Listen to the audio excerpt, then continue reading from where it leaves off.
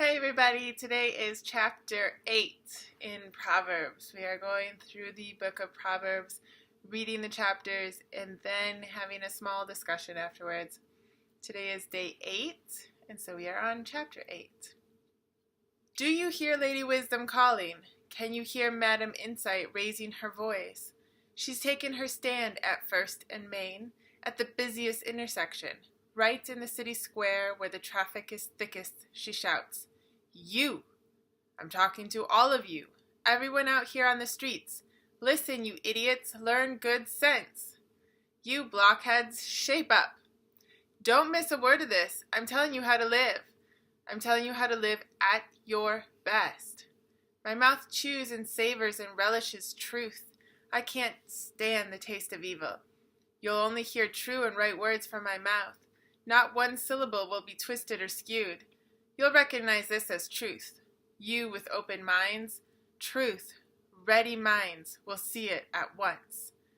Prefer my life disciplines over chasing after money, and God knowledge over a lucrative career. For wisdom is better than all the trappings of wealth. Nothing you could wish for holds a candle to her. I am Lady Wisdom, and I live next to sanity. Knowledge and discretion live just down the street. The fear of God means hating evil, whose ways I hate with a passion, pride and arrogance and crooked talk. Good counsel and common sense are my characteristics.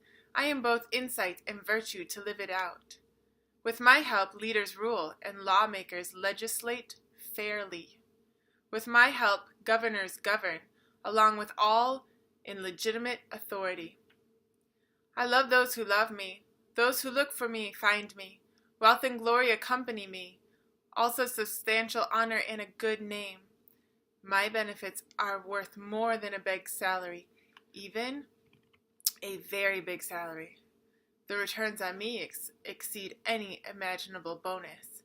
You can find me on Righteous Road. That's where I walk, at the intersection of Justice Avenue, handing out life to those who love me, filling their arms with life, armloads of life. God sovereignly made me, the first, the basic, before he did anything else.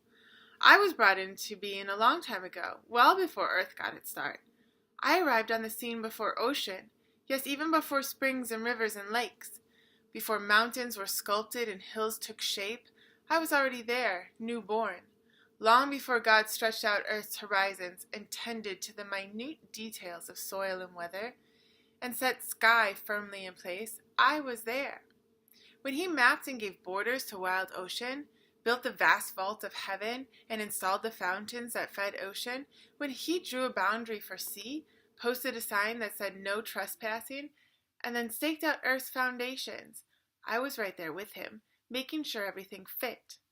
Day after day I was there with my joyful applause, always enjoying his company, delighted with the world of things and creatures, happily celebrating the human family. So, my dear friends, listen carefully. Those who embrace these my ways are most blessed. Mark a life of discipline and live wisely. Don't squander your precious life. Bless the man, bless the woman who listens to me. Awake and ready for me each morning, alert and responsive as I start my day's work.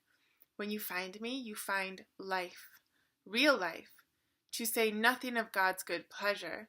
But if you wrong me, you damage your very soul. When you reject me, you're flirting with death. And that is the end of chapter 8. So I find it interesting, just like the organization of Proverbs. So Solomon has hit us a bit with sexual immorality for the last few chapters, and now he's gone back to wisdom. I find it interesting that Solomon personifies wisdom as female. I really like that. I think it kind of parallels chapter 7 a bit in that the sensuality of a woman can be really manipulative, and it can be used for a really negative thing in luring a man. But I think wisdom is also a sensual characteristic. I think that people can be really attracted to people who are wise. And it's interesting how Just to me, I just find it almost a parallel of sensuality. And so it kind of makes sense that wisdom is female in his literary personification. This really goes into what your life can be like if you seek out wisdom. And I think that wisdom is one of those things that we as a society, both Christians and non-Christians, have really let go of. We don't emphasize it enough. And yet it's emphasized a lot in the Bible. Because in my view, God knows we're on this earth. He knows all of the issues we are dealing with. And he knows that we need wisdom to sort of navigate through that, both like the political atmosphere, the social atmosphere, our family, our jobs. We need wisdom in these things. And a lot of times we can be pretty negative as humans and even as Christians on the bad choices that people are making. But it's not something that we should be derogatory about. It should be a wake-up call to us to start emphasizing wisdom. And you can get a lot of wisdom from the Bible. If you're not a Christian or if you're a baby Christian, you might think that sounds ridiculous. But again, I will tell you, I read a lot. I read a lot of business books, self-motivation books. I read both fiction and nonfiction. A lot of, planning your goals, your business, all that. A lot of the plans and the ideas that they have actually have a beginning in the Bible. Back to Lady Wisdom. She lives next to sanity, and knowledge and discretion live just down the street. So as you're seeking wisdom, it keeps you sane. Really. This is really personal to me in the last probably year and a half. The hysteria going on in the world, in this country, it's kind of insane. And about 12 months ago, I really felt God telling me to press in to wisdom and to his word mostly, but to also seek out people who were wise, not to just seek out people who agreed with me. That goes for politically, culturally, in religion, in philosophy, in everything that I'm interested in. And it's just wise to know what's going on with the other side, or people who don't really hold or people who I guess you assume don't hold your belief system. And just seeking knowledge and wisdom, and I have stayed really sane because of it, I believe.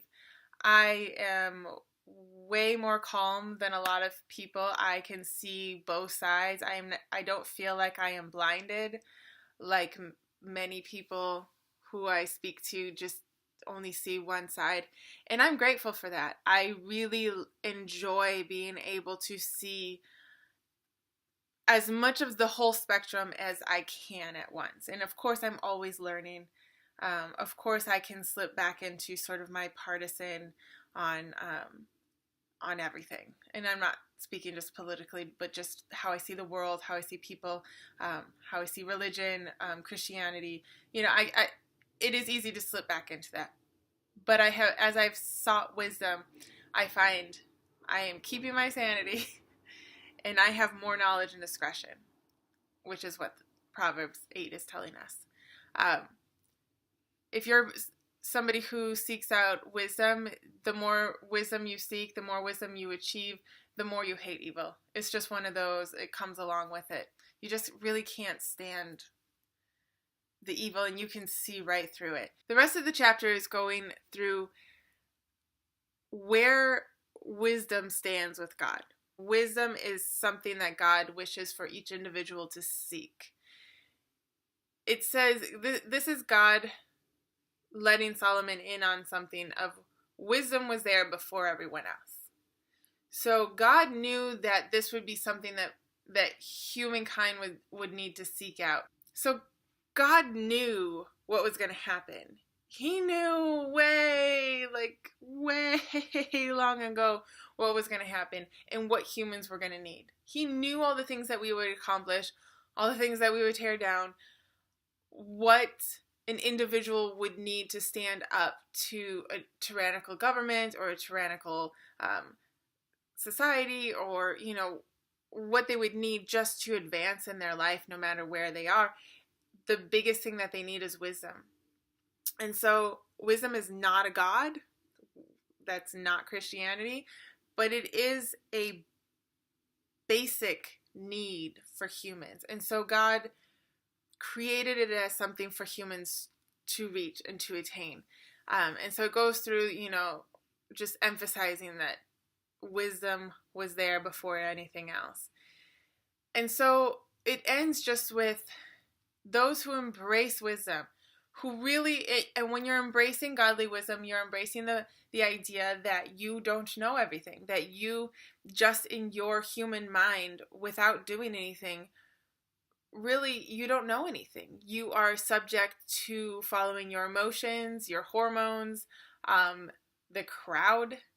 But if you seek wisdom, this entity, this able to be grasped thing by your mind that God created for you to seek after, if you grasp it and follow it, you will be blessed. You will have knowledge. You will understand the world better. You'll have more sanity. It ends with, when you find me, wisdom, you find life, real life, to say nothing of God's good pleasure, which means, but also God's good pleasure. So it's emphasizing again that this idea of seeking after wisdom is a good thing. And you don't have to go to college to get it. You just have to have a Bible. And you seek after God's wisdom, because the creator of the universe pretty much knows everything, right? So that wraps up chapter 8. If you like this video, please click like below, share it with your friends and family. Please subscribe so that you will be notified of other both Bible studies and sort of cultural observation videos to come. See you later.